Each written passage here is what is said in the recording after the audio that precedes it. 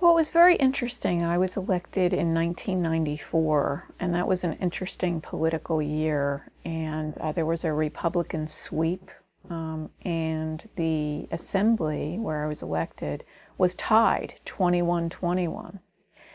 And that was very unusual. It had never happened in anyone's memory. And so right away, the Speaker of the House called me and said, "Hey, I understand you're a lawyer. We have a problem." The Republicans had challenged two of our top female legislators, Assemblywoman Jan Evans and Assemblywoman Christian Kiliani. And he said, "Well, welcome aboard. It's time for you to start researching what we're going to do." So in some ways, that gave me a leg up my first session because I worked on that case.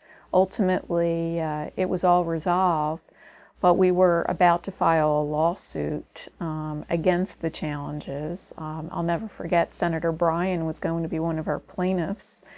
And so it was a very exciting time. But when I got there, I think I already had the faith of some of our leadership.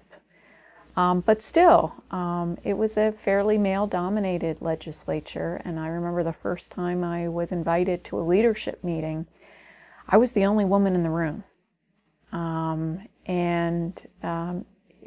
I think perhaps a little dismissed, but when folks tend to dismiss you, that's the time for you to show them what you have, to work harder, and that's what I did. And I think that's what started my legislative career in such a positive manner, because I was able to make things happen pretty quickly.